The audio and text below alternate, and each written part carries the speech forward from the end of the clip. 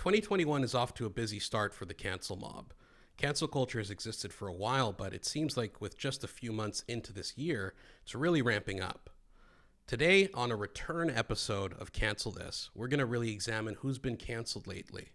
Some may surprise you, some you may already know about. But I'm going to be talking to Noah David Alter, who's a close friend and a colleague at the Post Millennial. We're going to recap all the crazy situations that have happened in this past month and explain a little bit why we were away and why we're back now. I hope you enjoy the show. This is Cancel This, and I'm Angelo Isidorou.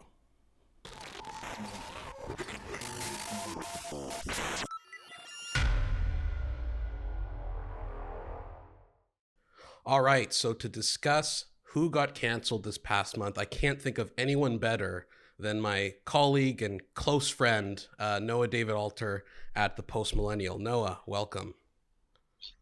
Thank you for having me on, Angelo. So this must be a big deal for you to be on this, right? Yeah, I've never been around the great Angelo Isidorou before. Well, many people want to be around me right now, as you know, and we'll get to all that. First, really, I want to recap what's happened this past month in terms of cancel culture, which has really become part of the milieu now. You and I have been working in free speech advocacy for years. We ran the Free Speech Club at UBC. We know all about this. So I want to jump right into basically who got canceled, why it's stupid, why it's potentially deserved. And the first person to come to my mind is Gina Carano. So are you aware of the Gina Carano story? Of course. Yeah, been all over the news. So for those listening or watching, Gina Carano is an actress and an MMA fighter for, MMA fighter for the UFC, actress for The Mandalorian, which is the Star Wars show. Long story short, her ideas didn't fit well with Disney because she's a conservative and a Republican, and they essentially have been looking for a reason to get rid of her. They finally found one, and they fired her essentially on Twitter, is how she found out about it. It turned into this huge stink. She ended up going to the greatest movie studio ever, the Daily Wire, because the Daily Wire does make movies now. And she's going to be making movies there. But this turned into a huge situation online because it wasn't really deserved. Do you know what happened there specifically with the image, Noah? Yeah, so the image was, it's actually a commonly serviced and popularly used image. It's depicting a Jewish woman being chased by a bunch of Nazi children. I'd assume they're like Hitler Youth kids. And the point of the image is to show how the rise of the Nazis wasn't just a bunch of bad people taking over Germany, but it required a lot of complicity on the part of German society as a whole, right? I mean, the kids were getting involved in Nazi ideology too. But the point that she was trying to make was that this is what happens when a society gets filled with hate and division, and we got to quell that hate and division. I guess a lot of people were saying that the use of the image was anti-Semitic because it was comparing Nazi treatment of Jews to how Democrats treat Republicans, I guess, which isn't really what I got from the image. I don't think the fact that she used a Nazi comparison necessarily meant that what they're doing is literally Nazism, but more so that it leads directly down a path of hate and division. To some sense, I think she's right, because one of the big things that leads to authoritarianism in society and totalitarian societies in general is the lack of trust in society, when people stop trusting each other and people start hating each other. Because what happens when that happens is that you need a government to come in to fill the gap of social trust, lest society dissolve entirely, right? And so that's what happened in Germany, and obviously the results were entirely catastrophic for Europe and as a whole, Germany, and for Jews in particular, who obviously were the victims of the Holocaust after that.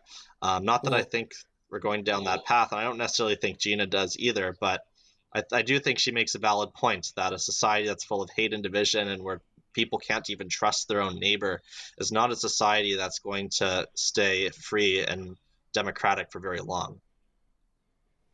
And I think on one hand, I can definitely see how some people who are Jewish have said that they don't like the Holocaust being correlated to various other, issues happening in the modern day. They feel like that's downplaying it, which may or may not be a fair assessment. And you would know given that you are Jewish. But on the other hand, it's very ironic to me that people are, well, by people, I mean the left, is upset at the fact that she is using Nazism, accusing people of being Nazis or a side of being Nazis for political means, which is not exactly unique. Like everybody does that now. It's like Godwin's law. Yeah, It's the most common and thing. like Bill Maher, like he did a very good segment where he talked about this, and he said like, yeah, everybody makes Nazi comparisons. Democrats have been comparing Trump to the Nazis for years, and let's not forget the controversy of the past few days, where the stage layout of CPAC is apparently a Nazi symbol now, right? I mean, that's all the same people who were complaining about Gina Carano making comparisons to Nazis are saying that the stage layout of CPAC is Nazism, right? Which is also Yeah. completely So, ridiculous. Even way more well, ridiculous than what she said. And so I mean I don't think that it's that bad. I mean, was it an appropriate comparison? Probably not. I don't think that everything is comparable to the Nazis, but saying that it's like anti-Semitic to make a dumb comparison, it's like no, it's not anti-Semitic. It's just not necessarily a very valid comparison. well, you also need to allow people to be dumb sometimes. I mean, if we're going to look at the Mandalorian, Pedro Pascal, I think his name is. Yeah, Pedro Pascal, her co-star, the guy who actually plays the Mandalorian, didn't he compare like kids in cages to the Holocaust or something at some point? Like the whole kids in cages narrative in the States with the immigrants from Mexico. I mean, it is very one-sided.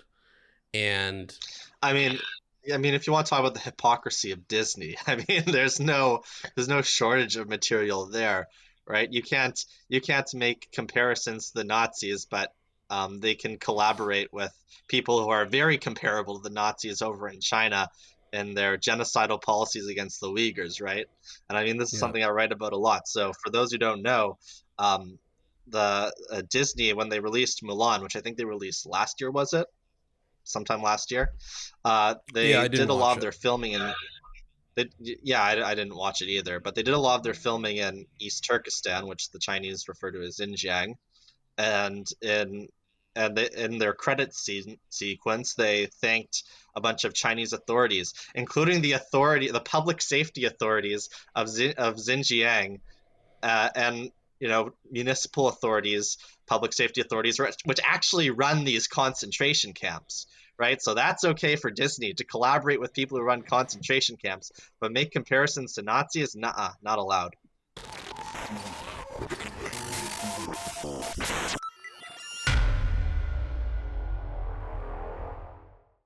Well, I saw one recently where a guy, and this will tie into what we're going to talk about later, but where a guy, he was just some, I don't remember. He was like a blue collar worker, and he was. I think Bill Maher also talked about this, but I could be wrong on that one. That's where I heard it from. He did the OK sign outside of his car window, and someone took a picture of it and photographed it and sent it to his employer, and his employer fired him. It turned out he was flicking a booger Well, like I don't know that. if you That's what just he was doing, and he realized what was you just Hispanic, did. and they said he was Hispanic, and they said it was a white supremacist. They said it was a white supremacist symbol. Noah, you just screwed up big time because you did that terrible, terrible symbol, and someone's going to screen cap it and wait 4 years and then release an article on you once you're mildly successful. So if we're going to get into that, let's just get into that. Here's the next section of this. We talked about the rich and powerful people who have been canceled. Now let's talk about the average Joe. Noah, do you want to explain what has happened to the host of Cancel This? How ironic is it? Please explain what happened to me. Make me a martyr. So, so for those who don't know, my friend Angelo here was canceled recently. A picture emerged that came from February 2017. I believe it was the opening of the Trump Hotel in Vancouver, and in that image, you are seen wearing a MAGA hat and putting up the OK hand sign. and the whole bunch of left-wing media outlets, and not just media outlets, people going up to the mayor of Vancouver, asserted that this was a white supremacist symbol, and said that this is evidence that there is a white extremism problem in the nonpartisan association, right? And the basis for the OK hand sign being a white supremacist symbol comes from a 4chan post. It was actually released the same month that you did that, where someone's it was called Operation OKKK, and it's basically said we're going to spam Twitter and send to a bunch of journalists that the OK hand sign is a white supremacist symbol, and and they're going to all take the bait, and it's going to be a good troll. And it was a good troll for a while until it became mainstream, right? And so now, I mean, there are white supremacists who do use the symbol to identify themselves, but most of the people who use it are not. I mean, I use it. I'm a scuba diver, and people who scuba dive tend to use it. It's like how you let people know that you're okay underwater, which is, as it turns out, very important because you can die underwater. And I mean, it's also used in American Sign Language. I mean, it's pretty common symbol, right? It's not just used by white supremacists, but I mean, you did this long before it got associated with white supremacy. It wasn't until 2019 that the ADL classified it as sometimes a white supremacist symbol, and you did this in February 2017, so more than 2 years before that happened. And so that they, of course, I mean, leftist journalists don't care about context, so they didn't even mention when it was listed as a hate symbol. They just said it's a well-known hate symbol, which isn't true, and they smeared you with it. And now there's a whole bunch. Now, if you Google your name, you can see a whole bunch of articles accusing you of being a white supremacist. Yeah, a Greek white supremacist, which ironically I pointed out to one of the journalists, and they said, well, I mean, there could be black white supremacists. And that's when I knew I'm screwed, because they're way off the deep end and completely disingenuous, right? Like, what a slow news week that I was like, Post Media did like 4 articles in a row about it. Like, completely a slow news week. And again, for those listening, I'm really not this important. And it's shocking to me that someone would take a picture of me just acting like a troll when I was in first year of university, sit on it until after, way after it's been classified and identified as a gesture sometimes used by crazy people like white supremacists, like the Christchurch shooter. They compared me to the Christchurch shooter. And they wait until now to release it. It's released on a fringe website to begin with, but then all the mainstream media eats it up. And eventually the mayor of Vancouver, Kennedy Stewart, who's a total hack and is probably going to be a one-term mayor, releases a statement under the city letterhead, Noah. So the city government, I'm like Socrates. The state is saying that I'm radicalizing the youth. Like, I'm staying so true to my ethnic genealogy. Like, literally the government is saying that I'm radical with no evidence other than the fact that I put my finger on my thumb. And just so people understand, like, the goal for this shit, besides getting their, $60 for the shitty article, is to basically destroy your life, to get you canceled, to get you fired, to get you out of society. To what end, I don't know. The fact that the mayor thinks that I am a political threat tells you everything. Like, I am so useless in any regard. It shows you how weak he is. Yeah, it shows you how weak he is, just in terms of the fact that, opioid deaths are at a record high. You have a giant tent city. The city's falling apart. People are like, please, sir, help the economy. And he's like, look at this radical who wore a hat 4.5 years ago. I bet he's planning a white supremacist insurrection as we speak. Exactly. So it's a situation that has led to a moment in my life where I'm a host of a podcast about cancel culture, and I talk about it all day, and now it's happened to me. I feel like, you remember when you were like 13 and you kept talking about how you're going to lose your virginity and what is it going to be like, and you talk to other people who have done it, you talk to other people and you don't know, and then it happens, right?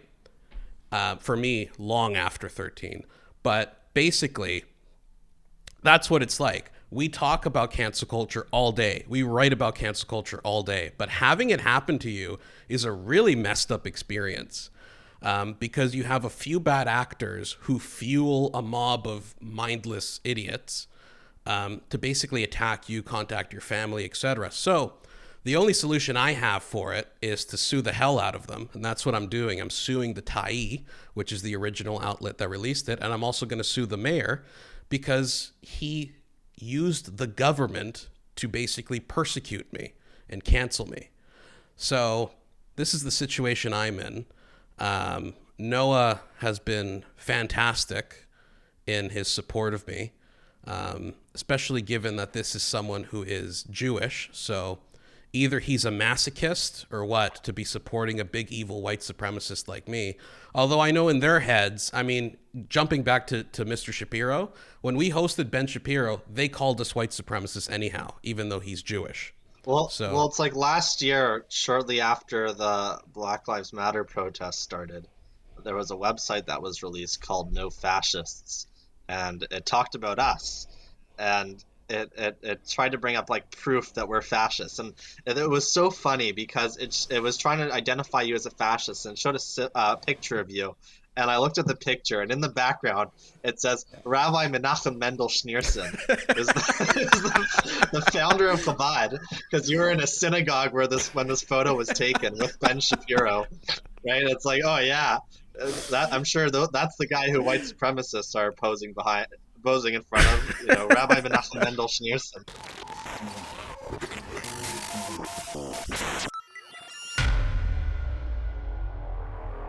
that was Noah David Alter from the Post Millennial. He's a close friend and a colleague.